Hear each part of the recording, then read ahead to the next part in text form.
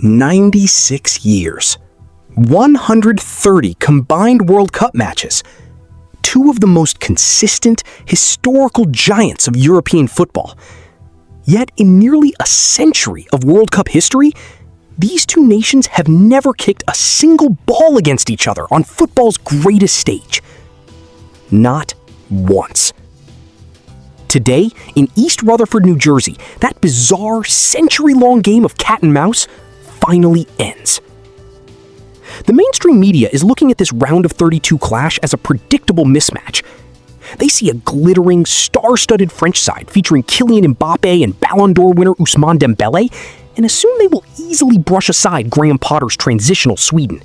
But they are completely missing the historical gravity of this collision. This is the story of a statistical anomaly that has defied probability for 96 years, and why the match we've waited a century for might be the most dangerous tactical trap France will face all year. To understand how these two avoided each other for nearly a century, we have to look back to the summer of 1958. That year, the World Cup was hosted in Sweden. France, led by the legendary Just Fontaine, who scored a still unbroken record of 13 goals in a single tournament, was on a direct collision course to meet the hosts in the World Cup final. It was supposed to be the ultimate European showdown. But a 17-year-old Brazilian kid named Pelé had other plans. His historic hat-trick in the semifinals dismantled France in a brutal 5-2 defeat, knocking them out and denying the world this matchup. Pelé didn't just win the World Cup. He postponed France and Sweden's historic meeting by 68 years. Since that afternoon in Solna, the bracket gods have consistently kept them apart, landing in opposite groups, opposite sides of the knockout bracket, or failing to qualify altogether. Until today.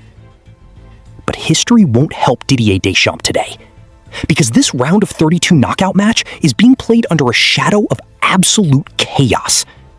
Just yesterday, this World Cup was shaken to its core. Two of Europe's most formidable heavyweights, Germany and the Netherlands, were dumped out of the tournament on penalties by Paraguay and Morocco, respectively. The tournament has exposed the exact same mistake of European giants playing with structural complacency, assuming their star names will carry them through transitions. And Sweden is uniquely built to punish that exact complacency.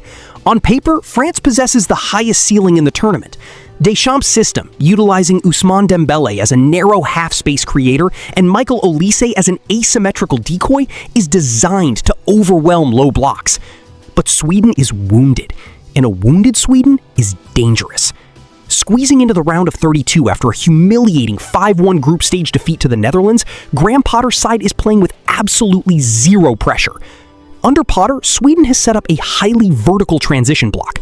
They are content to let France have the ball, waiting for Deschamps' fullbacks to push high before unleashing Alexander Isak and Victor Gyökeres into the vacated channels. Deschamps warned his players yesterday that Sweden has nothing to lose. If France's rest defense is even slightly unbalanced, Sweden has the physical quality to turn this historic match into a disaster. After 96 years of waiting, the cat and mouse game is over. If Dembélé can break Sweden's defensive lines early and feed Mbappe in isolated 1v1 channels, France's individual quality should carry them through. But if Potter's side can manage the emotional temperature of the match, frustrate France's front line, and survive the first 30 minutes, the favorites will find themselves walking directly into the same penalty shootout trap that destroyed Germany and the Netherlands yesterday. A century of avoidance ends in New Jersey tonight. Only one giant will remain to build on their history.